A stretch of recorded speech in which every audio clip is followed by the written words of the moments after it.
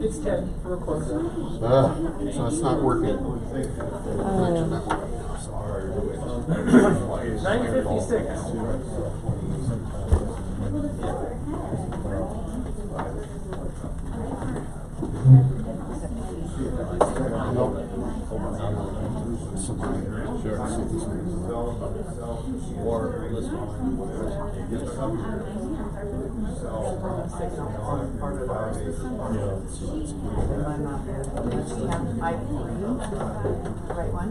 Yep, it's all correct. It's just for the reasons.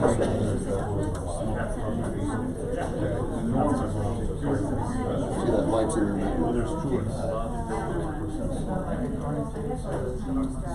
You're right.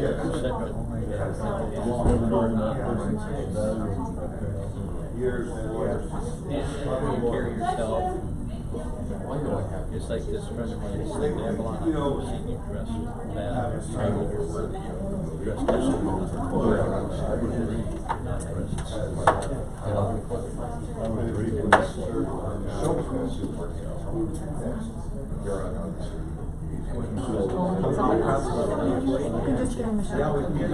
Yes, I actually borrowed a box from Paul, and he just did a shackle code for me that I was able to do.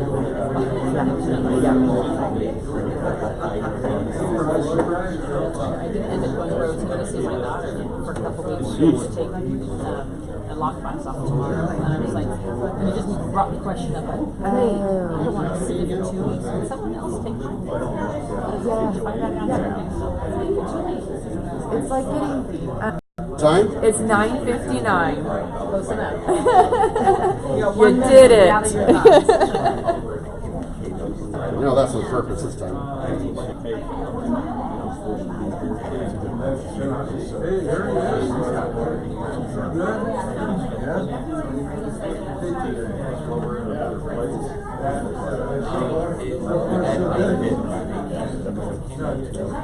Good morning, everybody.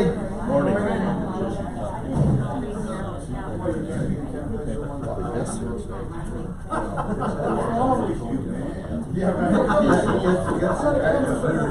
Hey, Simon.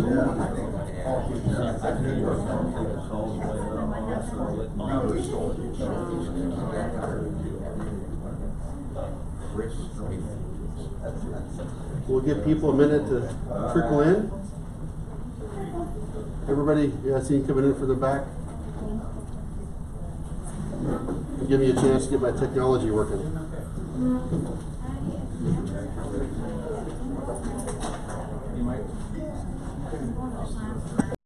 What kind of shape is it? Yeah. No, it's okay.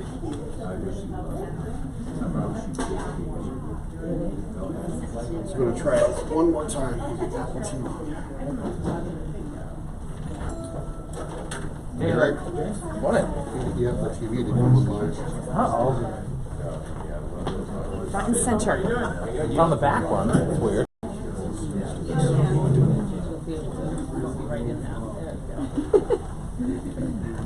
Stop messing with it. All right.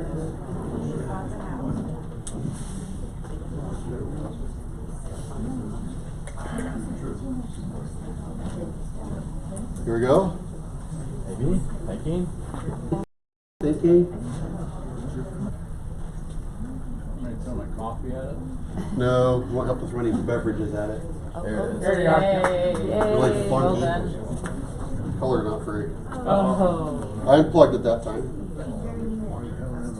Thanks, Good morning, everybody. Okay, how's that look? That look okay? Better. No longer teeth. Yay. Before we get started, just a couple things. This is a CE hour. So start it here and make sure you sign before you leave. And the lender is holding a class after. Yes. So that's the CE hour as well. Secondly, I see a lot of guests here today, a lot of visitors and people here who are new. We're just going to do a quick point you out and just say your name, and you can say where you came from or whatever else. I mean, just take 2 seconds, literally. And we don't want to embarrass you, but we also just want to recognize the people who are here visiting. So, this, right? Yeah. Can I say it? Just say your name really quick. Your first name. Tony Piff. Tony Piff and Jamie, they're related. Tim Pearson. Jim Pearson, and let's see, you haven't joined, I know your name, Tim. Okay, so keep going back. Have we introduced you before? Me? Yeah. Marco, I've been here for a month. Okay, all right, sorry. There's so many people coming. Okay, nice to see you again. Yes. Bob Bramble. Well, Bob, how you doing? Yeah, there's some names I've known over the years, so kind of cool. Yeah. Karen Schultz-Heider. Hi, nice to meet you. And let's see, moving along, Tom Johnson's back, right? Took a hiatus back to another company, but came home. Back. You're back, great. And Priya Lager, nice to meet you. And did we get everybody? Just welcome, glad you're here. Won't be long, we'll be outgrowing this room. We outgrew our theater a couple years ago, we might outgrow this here soon too. So thanks for being here. This is exciting times in Mora Realty and in the industry. It is, and just I'm looking for any other. Oh, there you are. I knew you walked in before. I'm stumbling over myself to make sure I found the other vendors. You want to say hi? Oh, sure. Thank you. I'm Patrick with Amerispec. Good to see everybody. I'll be around for a bit. He's around every week now. Today's class is courtesy of Kim Mitchell, Chicago Title. She's hosting the CE, but she's sick today, so she won't be here. But be sure and sign in, and you get the credit. Just talk about the calendar really quick. There is a CE class today. This one's CE. There's a CE class after this one, and there's actually Thursday is not a CE, correct? Who did that spelling ball? Oh.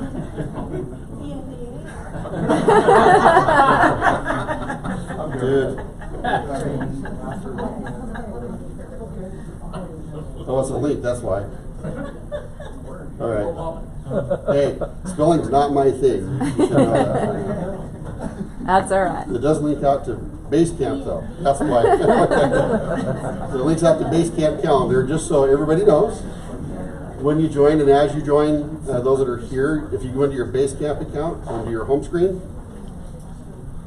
under schedule has all of our classes laid out in the future, all the CE classes. You can always go right there. Here's today. What realtors should know about non-QM mortgages, taught by Eric Kroll. Eric Kroll's right there from down the hall at Cross Country. Say hi, Eric. QM mortgages, super interesting. See you 11:30. Okay. And then tomorrow there's a CE class on 1031 exchanges. Yeah, and that should be a really Should good be a class. really good one for those who have questions about that or want to know more. On the It's 17th, which year-end is taxes as well for realtors. year-end taxes for realtors. So Doug Blackwell, for those that know that name. I see quite a few people standing. There are seats if you want to. There's plenty of seats here. And then Thursday we have a class on. Go back and start my slide again here. I'm going to get off that screen so it doesn't give me a hard time anymore. Manufactured home park class. So those that aren't aware, manufactured home in park requires a special license. You can't do it without the special license, and you have to get a bond and so forth. If those that are new here or haven't heard this yet, we do have the license to manufacture home in park. So you can take listings there and you can help people buy in there. It is a separate comp plan and it requires a little bit of training. It's not your standard real estate stuff. It's not even a real estate license. It's something totally different.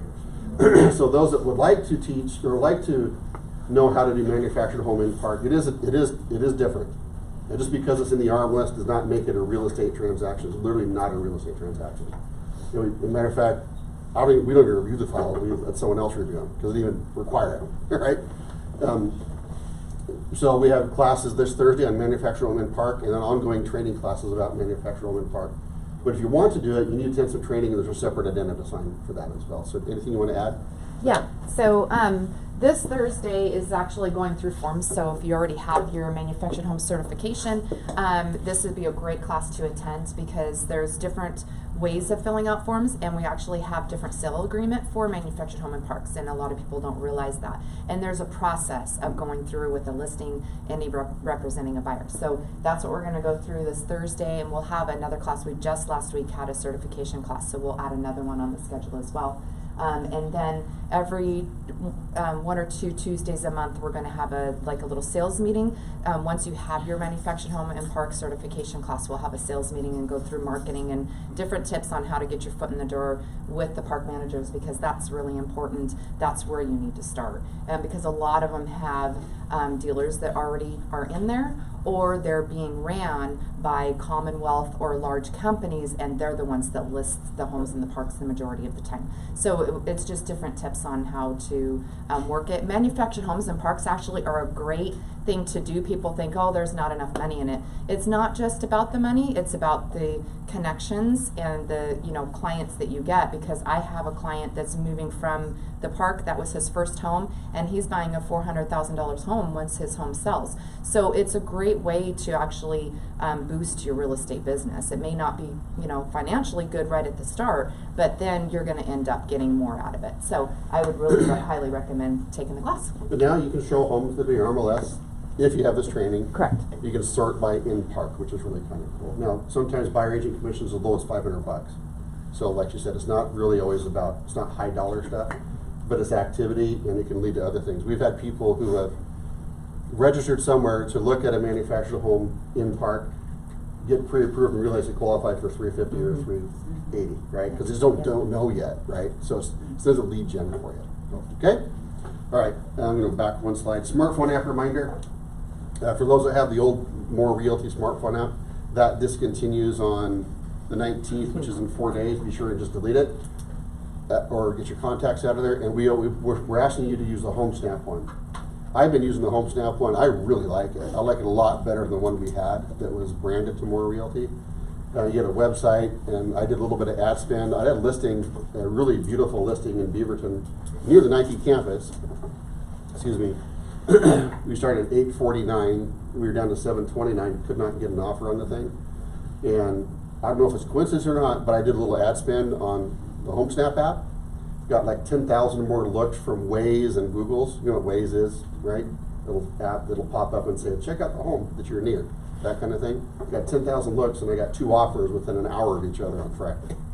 I don't know if it's related to that, but I know it created a lot more activity. It was kind of cool. Anyway, just a reminder to move yourself toward the HomeSnap app. If you need more help how to do that, we're going to have ongoing classes about it. Okay? OpCity. Who here has heard of OpCity? Well, who has not heard of OpCity? Okay. We have brought it up quite a bit. OpCity is a lead gen platform. In short, they buy Realtor.com leftover leads, registrations. That's what they do. And they basically call and read those people. When they find a warm handoff, they will call the agent, and they send it to at least 10. They send it to 10 agents. They send it to an app on your phone to call. First, when they get it, now you get to be connected with a live person. We have 40 million in transactions sitting in of our people actively working in OpCity. 40 million in closings. So it works.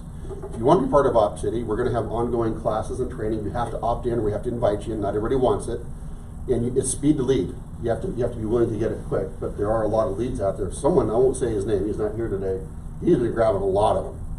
A lot. It's just because he's sitting there like he's 25 or whatever. He's at that age where he's connected, right? Or he wrote an algorithm, who knows? But they do cap you, right? You can't just grab everything. They kind of cap you out. You don't get to grab everything. Yeah, right? they base it on an algorithm that does a lot of stuff on it. So the good news is they're coming to town, though. That's where I'm going with Yeah. this. Is they're coming to town not this Thursday, but a week from Thursday. And we're going to be. I mean, we were like the #1 producer for them. And we closed 4 deals. We were #1 in the Portland Metro. But I think we've already done that this month, right? So we'll exceed that. The point is, if you're looking for leads to work and opportunities to kind of get yourself enthused and energized and excited about something, it is an opportunity for you to work that. It's called OpCity, as you can see here, and they'll be here a week from Thursday. If you want to opt into this, shoot us an email or a ping to me or Eric, and we'll get you turned on. Okay? That's OpCity. Who's here has now heard of OpCity? Everybody should raise your hands, right? Okay, I want to talk a little about More Realty. We are growing at a really quick clip. How many on Derek this month? It's like 15 already this month. People have joined. Yeah. And it's just there's something going on out there, and we kind of have a choice as a company. We never knew where it was gonna go, we just kind of left it open-ended and away we go. We can cap the number of agents that are here, which means we're rotating some of you out on a regular basis. That's not like fun? That's what we wanna do. I'm just teasing. We wouldn't do that, but if we cap it at 300, that means, you know what I mean? It doesn't make sense to do that. But there's something going on right now where it's really growing a lot right now. And when that happens, you're just going to find a lot of people you may have had experience with over the years, right? Some good, some bad, right? And if I were to go in that drawer right now and bring out a stack of papers this tall, literally, those papers are the summation of agency complaints and lawsuits we've had to deal with because people didn't like our model. It's been a long time since we've had to do that, but I had 7 complaints one winter because basically our model didn't like our model. Can you believe that? They've all been thrown out, but every one of those people thinks I'm a scoundrel, right? I'm just saying. They were threatened to buy the model and they didn't like it, so literally one said, you know, Mr. Knighton's ruining the industry. And he filed an agency complaint. I'm like, seriously? This is the time you got on your hands? Right? And my point being is each and every one of us, we're growing quick, we're bringing a lot of people on, but each and every one of us has experience with a lot of people in the industry. And just to be mindful of that, right? We do have a short list for people that will never be allowed in. We won't tell you the names are on it. None of them are here right now, obviously. But beyond that, we're just growing really quickly, and so we're gonna, I guess part of this, thank you for your patience as we grow. We have a lot of really cool things we're working on right now from technology and from agent benefit perspective, some opportunities to get some things when you help us grow, recruit, or close transactions, and we'll probably roll that out, or at least announce it out maybe in December. So we're really close to being able to do that. And some other technologies and tools that we're kind of putting together. So we're trying really hard to stay in front of the growth and serve all of you. So thank you for your patience, thank you for being here, and gosh, it's just an exciting time. We never imagined what it would be like. Now we crossed 340, like 342 or something now, right? Nikki, do you know off the top of your head? We're at 336 today. Okay. Yeah, so it's growing. Yes? Quick question. I didn't catch your name. Oh, I'm sorry. My name is Paul Knighton. Thank you. Nice to meet you. Nice to meet you. Sorry about that. All of those that are new or visiting. Denise and I, right there. Raise your hand, Denise. We were the founders of More Realty, and we were at another company prior, and we started the company with just kind of a dream of how we wanted our company to look, and it's taken off. So that's who I am. Hopefully, my name doesn't make anyone run for the door. Well, you are a scoundrel. In some eyes, I'm a scoundrel, yeah. It's just kind of funny. It's like, really? Okay, whatever. Short sales, off to the topic at hand, but before we do that, any questions, comments, anything you want to bring up? Good question, though. Who am I? That was a great question. Anyone else have any questions or anything? Yeah, Eric. Just real quick, not a question. Wanted to let you know, we hired another loan originator, Marty Quant. He'll join us on the 25th. Marty actually was my first boss and hired me in the business in 2003. Unfortunately. Yeah, I'm against him. He might be the only person more sarcastic than me in the building once he gets here. I don't know. We can all give him a run for. Have you met Derek? Yeah, I have. I called him Eric, remember? Yeah.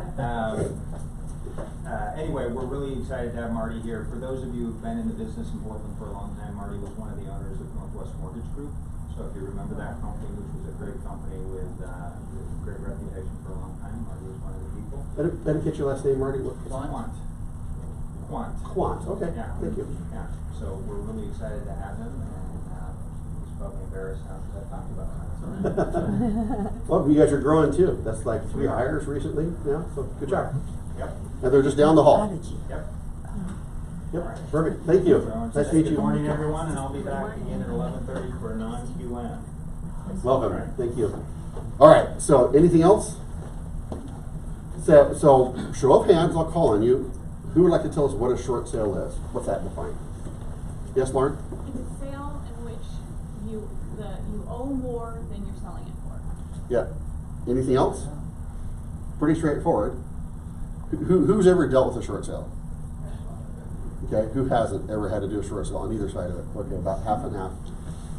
Short sale is simply that I have a home that I want to sell, and I can't sell it for enough to cover what I owe everybody. And everybody could mean lender, second mortgage, taxes, other liens. It could be anything. I cannot satisfy everything that's against the house by selling it. So I owe $100,000 in the house, and I can only sell it for $75,000. Is that a short sale? Yes, it is. By the way, I got realtor commissions and title fees and things like that you got to factor in. So that's effectively a short sale. Who presently is working on a short sale? Good, that's what I thought. So, when are you likely to see more short sales? Buyer's market or seller's market? Buyer's market. Buyer's market? And why is that? What's happening to price?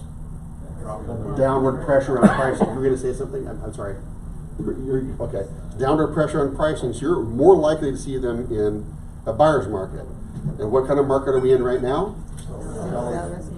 It's a fabulous seller's market still. We were going Mach 10, we're going Mach 5. We slowed down, but we're still screaming, right? It means your homes might stay on the market longer, but the sky is not falling. Who was in real estate in 09, 10? Do you remember? How many short sales do you think are on the market right now?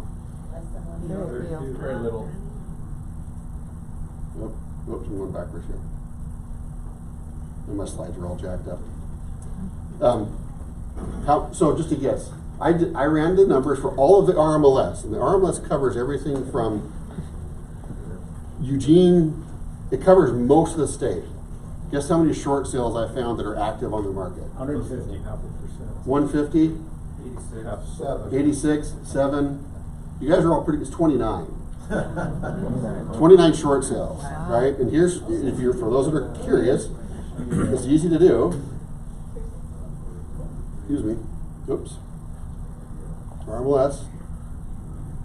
Here, I'll open this up, zoom in so you can see. Can everybody see that okay? Yeah. Is that easier? Yeah, it's better. So all you do is you type in property category residential. I selected every area. Active or bumpable. Short sale, yes. Okay?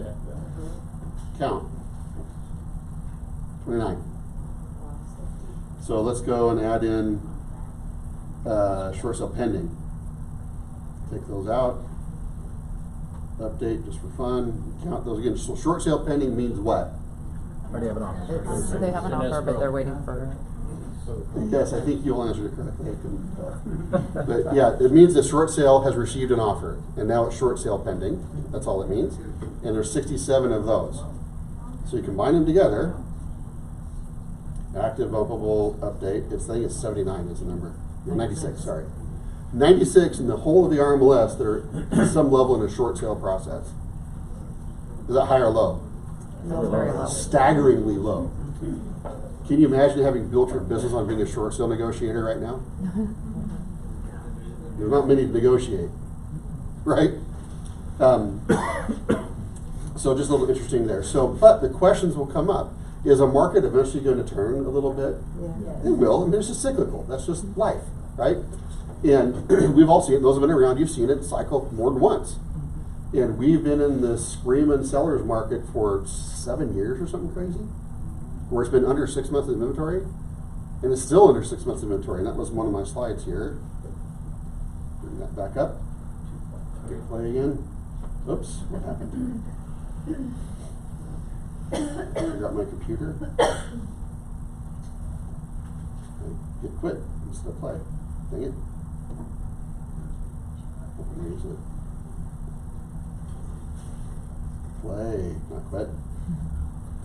So that's the latest market action report, and you see inventory is 2.3 months of inventory. 6 of where it crosses to sellers. Who remembers when it was 19 months of inventory? I remember that. Oh my gosh, it was like, I gotta get a different job. I mean, because nothing's happening, right? It was, that's how bad it was at one point. I think it was 2010-ish. It was like 19 months of inventory. It was scary. But you can see there, I mean, historically, we've been in a buyer's market. So you're not likely to see short sales because, and why? Because people can sell their home for enough to cover what's owed because prices are rising. right? I already did that one. So my first question to you is, can you negotiate a short sale Yes. as a realtor? Yes. Yeah. No. I hear yeses and nos. Yes, you can. Yes, you can, with some conditions. And I called the real estate agent this morning. As you know, I don't just guess this stuff, I call. I called the real estate agency and I called the Department of Finance. The Department of Finance answered first, so I said, hey, do you have to have a license, like an what was it, not DO, what's it called? DM license, debt management license to be able to negotiate short sales? And he said, no, let me put you on hold. 10 minutes later, I can't find, I don't know, we don't. I said, okay. And then the agency called me back and I asked the same question. They got the same blank stare over the phone. He says, I don't, special license, no, it's not, is it real estate? And he was confused by my question. And I said, no, I tried to explain it carefully. I got a listing and I just want to deal with a vendor to negotiate a debt reduction. Well, that's not real estate activity, or is it? And I'm like, okay. And he said, let me put you on hold. Okay, 10 minutes later, come back and says, no, we have no requirement for that. Just as the meeting was starting, I took a phone call from Department of Finance, and his comment was, let me clarify, I did some research. Great guy, his name's Ed. He's a really good guy there. And I talked to him a year ago, and he remembered my name and who I was when I called him today. Oh, hey, Paul. He was like, okay, it's a really good guy. And he said, hey, I do want to clarify, I did some more research. If you're charging a fee beyond your listing fee, you have to have the debt management license. So yes, you can, with your license as is, unless you're going to charge an extra fee for that service. Make But sense? You can charge a higher percentage. You can charge a higher commission, Yeah. right? Yeah. You can do that and get away with it that way, but if you're going to charge a seller or a buyer a fee to go negotiate, you have to get a debt management license. Make sense? Okay. So what's the likelihood of any of you needing to negotiate a short sale right now? Pretty small. Is it advisable if you came across one that you do negotiate? I wouldn't. I refer that one off. I refer the negotiation off to someone who does it. Yep. Exactly. Here's what you do. Okay, so so we could have a short sale class. We go hours on this, just so you know. So we're going to hit on some highlights and some lowlights and whatever, and kind of get the basics here. But how does a short sale what's the difference between a realtor and a short sale negotiator? There's a difference. A short sale negotiator, all they do is take your deal, contact the banks and whoever's holding a debt and try and convince them to settle for less. They're negotiating that, reducing, I know they owe you $75,000, but you take 30. Or you take 200, right? The first thing they do is it's the first lien holder, which is usually the bank that they got the loan from, right? They're first in line. They get the first chance to say what they're going to take, and they take all the numbers, everything's against the property, and they say, okay, they owe us $200,000, we will settle for $140,000. The second loan is getting at $2,000, and the rest of them, they can even do that because they're in first position because it's a negotiation. The negotiator has to kind of sit there and try and make all that work. Is that the best use of your time? No. It really isn't. There are negotiators out there that will, yeah, Wendy. Well, it's not just that the realtor's calling the bank either. There's a 30-item hardship package you need to put together. Yeah, it's a big package. It's a hardship letter they got to write. It's a letter of authorization, tax returns. I mean, they got to prove that I can't pay for this house. Hardship letter. Yeah, hardship letter is going to be written by the client. So there's a lot involved to negotiating a transaction. My opinion and my advice is you're far better off if you get a short sale listing is to employ the services of a separate short sale negotiator. Anyone, I know of one out there right now. Anyone know of a short sale negotiator right now that's active? I know Northwest Home Savers is the only one. Is that the one? Out in Forest Grove. Guy used to work for me when I was at John L. Scott. And his name is Chris Garfield, and he has this little business of short sale negotiation that he does. And what you do is you list your house for 6%, and he gets paid 1% at closing. right? That's it. And he just takes care of all that junk, and you go get another deal. That's a better use of your time. Even though so like we've talked about many times, just because your license may allow for something, doesn't mean you should. It's not necessarily the best use of your time. Agreed? Short sale negotiations, unless you do a lot of it, is really not a good use of your time. There's not a lot of experienced negotiators out there right now, as you can tell. Yes, Jane? Well, and some of the short sale negotiators used to charge quite a fee. They try to pass that on to the buyer, or you'd have to pay that. And there are some who did that, that they would charge like 10% of whatever they negotiated down or something crazy. So if I was able to bring it down by $200,000, that means the buyer pays me 10 grand or 20 grand. That's how, so that's just part of the negotiator, and a seller gets to decide what negotiator they want to employ the services of, right? I didn't necessarily like that model so much because now you're putting, you risk the transaction, because there was one that was $45,000 buyer had to come up with. And oh my gosh, the buyer had to come up with over and above the purchase price. But at the same time, they're getting a severely reduced product, right? So we're getting a good deal even if they paid that. So anyway, so can you negotiate short sales? As long as you're not charging additional fee above your listing, yes you can. Should you? Probably not. Okay? So does a seller, a short sale means I don't have enough to pay the loan. Should a seller care what you charge as a listing percentage? Nope. They shouldn't care at all, whatsoever, because you're not getting any of it, right? So if you did come across that, first of all, if you come across a short sale listing, you probably need to engage on a conversation one-on-one, more details on the transaction, right? First of all, this is more to give you a CE, but also some content that's of value to you, because they'll come around, right? They'll be back around. But a seller should not care what you list for. It could be 20%. Now, would the bank care? Yes.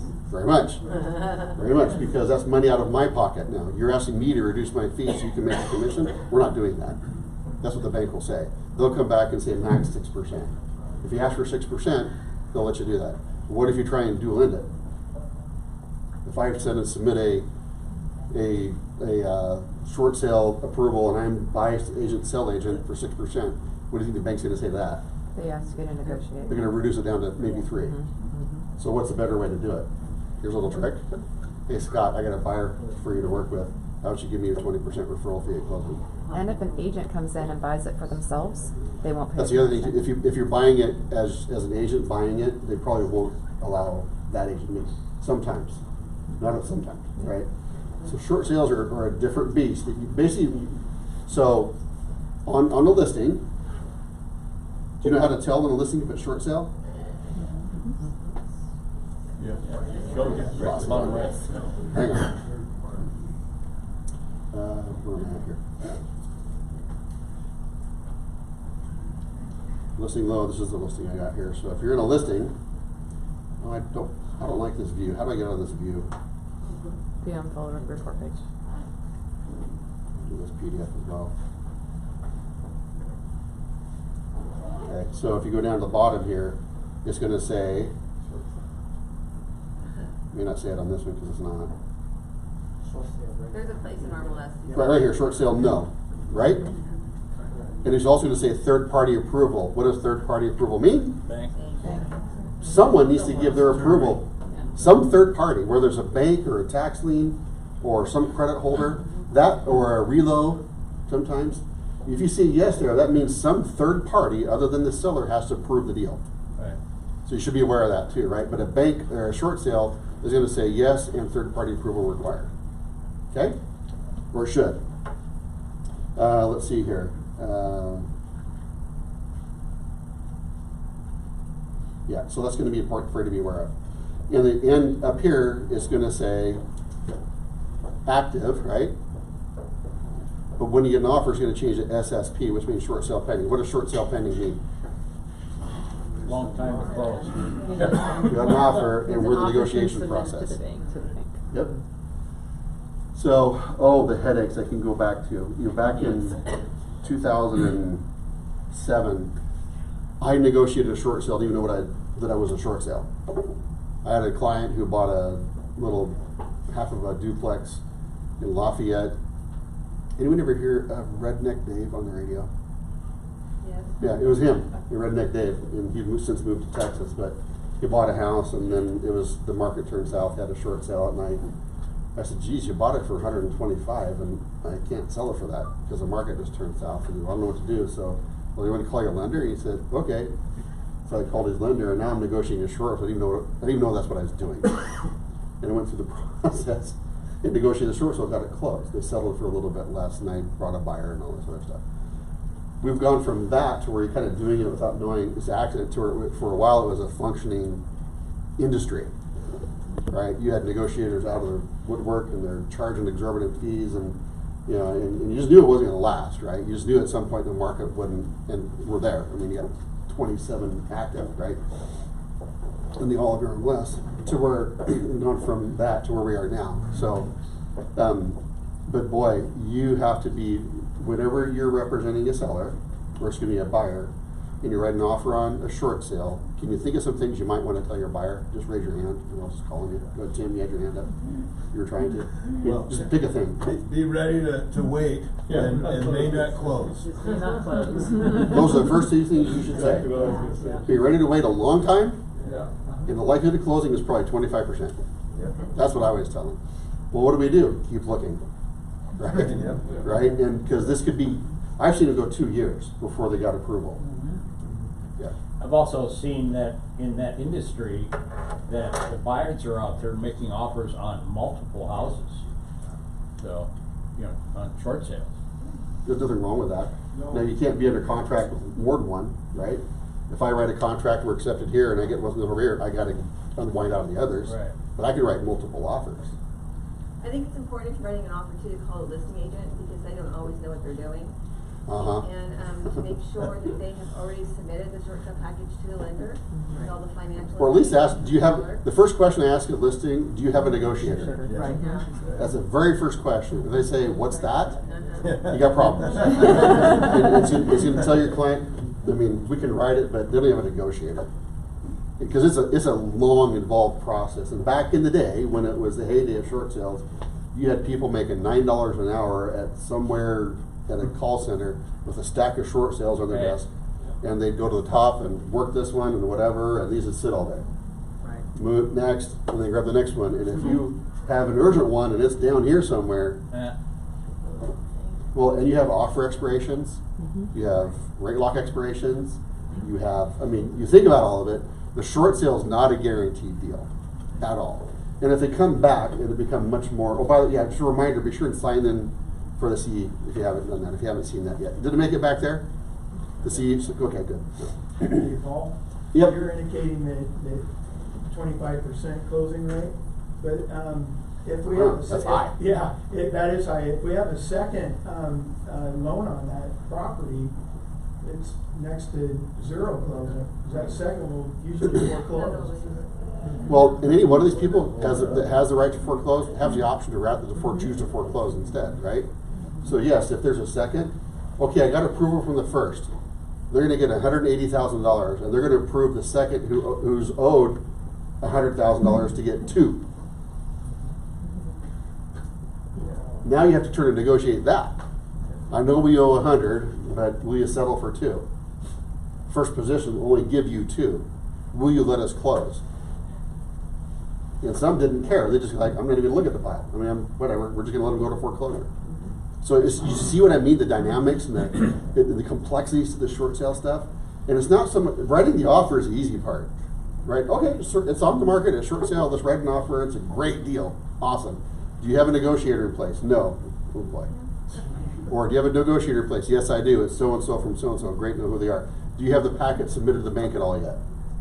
No. Have you had any previous offers that were submitted to the bank? Yes. Do you have approval yet? We already got approval from the prior buyer. We're actually good to go. We just got to change out the name. What is the likelihood of that one going? Pretty good. Really good. Because I already had it approved through a different buyer. That buyer got bored or found the property. And now I've got an approval letter sitting here for Scott Dunn to buy, but Scott Dunn moved on. If I could just move in Jane Davies' name, if the bank will do that, everybody signs off on it, we could close pretty quick. But still, a process to go do that. Because guess where it goes? Bottom of the pile. right? Yeah. So all the lien holder needs to agree with the price? They have to agree to settle. So really what happens is you're going to all the lien holders and saying, you cannot get paid in full. Will you take $500 on this $30,000 credit card? Will you settle it out and write it off? Is really what you're asking them to do. Or your choice as a lien holder on this debt is to go foreclose. Guess what foreclosures cost? Is now I'm writing off even more money, right? And so then it's a decision of a lien holder, right? To decide, okay, is it worth foreclosing and maybe getting what we can, or just writing it off? So the likelihood, actually, I hear what you're saying, Ellen, but sometimes in the heyday, the ability to coordinate all that, because that stack was just one lien holder. Now you've got may have 2 or 3, and one might be the government with taxes, who doesn't budge. They'll just take the property over, right? Eminent domain or whatever, they just take it. So it could be a really dicey thing. And boy, I just remember those days when every listing felt like it was a short sale, because it kept dropping their price, trying to get someone to come in and look at it. Not even buy it, just look at it. You remember that? Yeah. If your price was just going just to get someone to walk in the door, but no one was looking. So okay, I just crossed into short sale. Oh my gosh, you had so many factors playing into that. It was the economy. It was the. Did anyone ever see the movie The Big Short? Yeah. It's actually, it's kind of crude. I'm not a proponent of that, but it was actually very informative about what happened in the mortgage industry. And there was a lot of people who suffered because, so a lot of factors came into play, and all of a sudden you had people with homes worth this, and debts that were growing because they couldn't no longer pay, and another foreclosure, and all the fees add up. And I'm a short sale, I'm walking away. Now, you see, it was just incredible factors going on. It was a mess. And there was no systems in place to manage or process that effectively, and they're still not there. So, question becomes, when you write an offer, when you take a listing on a short sale, one of the first things you need to do is find a negotiator willing to work this and what they're going to charge, and put them in place. So when you get that call, have a negotiator, here's who's going to handle it for us. I just need an offer to give to the bank. We're good. We're ready to submit. We've already done this. And then part of that initial listing process, they're going to have to complete a packet, as Wendy said. Part of that is a hardship letter. Part of it is your last 2 or 3 years tax returns, your bank statements, your pay stubs. You got to provide it all, because they're going to want to see, are you just trying to work the system, or are you actually unable to pay the debt? Yeah, Bill. So, you get the negotiator first before you list the house? It's part of the listing process. Whether you do it before or there, it's got to be part of your listing If process. you list the house, you may get an offer right away. Probably getting an offer right away. So, is it better to go ahead and get the negotiator involved, get all the documents in? When I haven't done one in, last one I did was on Stono a few years ago, or a couple of years ago. And what I did was just that. I said, okay, great, I can list it, I can make it active now, but we got to get these things in place first. We're going to get a lot of offers. And so we went through the process, because getting all that stuff from a client can be worse than pulling teeth. It's like chewing tinfoil. Because they don't care. Well, they care because they want to get out. It's just my tax returns. Who here has access in the next few minutes to your last 3 years' tax returns? Some do, but a lot don't, right? And your pay stubs. You have your last 3 pay stubs. No, I got to get it from my company and whatever. You got to go and you got to write a hardship letter. It's just chores. And now they're already short selling it. They're already kind of upset anyway. They got to move and whatever. And sometimes not quite right. The one I had, there was a divorce in play, and they hit each other. And I had to meet them independently. I had to make sure that they were miles apart before I couldn't deal with them anywhere, because they were just that angry. So, so yes, I see your hand. So yes, Phil, to answer your question, as part of the listing process, you want to get that sorted out probably before you go active, because you get a quick offer, and it could take you several weeks sometimes to get all the stuff that you need from the seller to even start the process. So it's really good to start. Great, I can list your house, sign the listing agreement. Great, we'll go active on December 1st. But in the meantime, here's what I need before we go active. And I need you to talk to so-and-so. Here's their packet for short sale packet. Follow the instructions, fill it out, and get them everything they need. Because when we get an offer, we got to have that in place. Yes, Wendy? You ended up saying what Okay. Definitely, because you need to know what your negotiator's gonna charge, so then you know what to charge the commission, and then you can also get the bank's approval on the short sale, so when you list it, you can say approved at, this price. And then the sale goes much faster, because everything at the bank has already been through the loss Yeah, mitigation. and some banks won't approve it without an offer. So I'm not even gonna look at it till you got an offer in hand, like. But they give you a pre-approval. They can give you some data, conditional. The other thing they wanna see is they wanna see a estimated HUD. So you gotta gauge the services of a title company who will be willing to give you an estimated HUD based upon certain factors, right?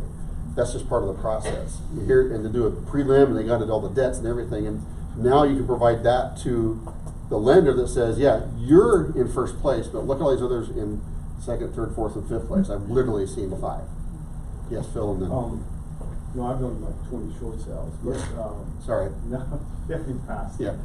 But now, do you, is the seller's choice to go ahead and submit the first offer, any offer, or all offers? So to my some experience banks? with short sales is the negotiator, you give them the negotiator, and the negotiator communicates with the bank. And some banks don't wanna see them because it muddles this pile, and sometimes if you put an offer in with, if I work my way back up to this level, if you make a change, it drops back down to the bottom. So sometimes there's advantageous to let it make its work its way up, So and some banks don't wanna see them. My question was, is that the choice of the seller to go ahead and submit one offer? It makes everything a little easier than submit like 3 offers. It does. My experience is most banks don't wanna see all the offers. That's right. They're just gonna, and here's what happens. They take this file, I'm gonna open it up, okay, is everything here? Oh, we're missing that. I'm gonna send an email back, we're missing this. Back in the bottom, right? And then you respond, we haven't heard from you, well, it's not made its way back for me to look at yet. And then, oh, wait, it was already in here. I mean, it's literally that ridiculous. And, so. Some buyers even don't like that because they submit their offers, multiple offers. Yeah, And and you choose one of them. they choose, and so what you have to do is choose, well, here's where it was really getting weird too, is I'm taking a short sale listing and I'm gonna buy it. I'm gonna buy it in an entity name or have someone else buy it for me, and that's the offer I'm gonna submit. That was going on. There's some people getting in trouble with that. You can't do that, right? You have a duty to your client and to the seller, right? You can't just work the system to make it for yourself. And to your question, Phil, I think a seller, there's not a lot of advantage to providing offers later down the road because you can't bump the other one out. And that was a misconception out too, is I got a better offer, we were now bumping you off. Well, that really can't do that, right? I have an offer to the bank, we gotta wait to hear from them. But I have to, for the negotiator, before the bank, we receive 2 more offers, do you wanna see them? And give them the choice if they wanna see them or not. They are the ones going short. Which, if you don't do that, there's a potential, albeit small, for a bank to come back and say, wait a minute, we could get $30,000 more for this? Why didn't you tell us? Right, but if you say, look, I got better offers here, do you want them? They'll just, a lot of times, say, nope, don't want it. Just messes up our flow, and we'll get an approval. But what happens is they sit there and look at that, they plug all that in, they communicate and do all their stuff, and enter numbers and spit out an approval out the other end. It's just keystrokes, right? You're not dealing with human emotion on the other end. You're dealing with facts and figures and processes and systems. So, that help at all? Do you agree? Yeah, does the buyer pay for the negotiator, or will the bank pay for that like they do the? Maybe just the listing fee. So you just increase your listing fees as With the buyer's agent. Gotcha. Incredible fees to the buyer. So the buyer's now saying, wait a minute, I gotta pay for the privilege of your negotiator? You had to explain around that, right? It just created layers of I don't get that kind of scenarios. Whereas if you just have someone who's just charging a 1% fee, it was just easy. And Paul, does RMLS have rules about what you have to say about it? There are, I don't remember what they are. Honestly. So are you paying a negotiator, an unlicensed negotiator, a fee from the commission?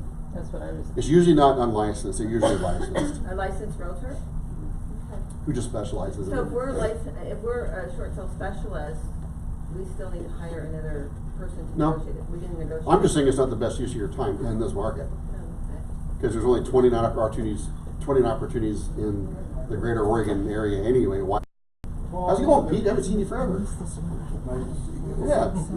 I wanted to back up and ask you a question about the short sale addendum. You mentioned making multiple offers for a buyer client on multiple short sales being problematic. Doesn't the short sale addendum state that none of the contingencies on the purchase are activated until the lender, the third party, accepts the offer? Till short sale approval, yeah. And so, because that's the seller's disclosure, the inspection contingency, and all of those, I don't have an opinion. Go. You have an opinion? Yeah. That's You weird. always have an opinion.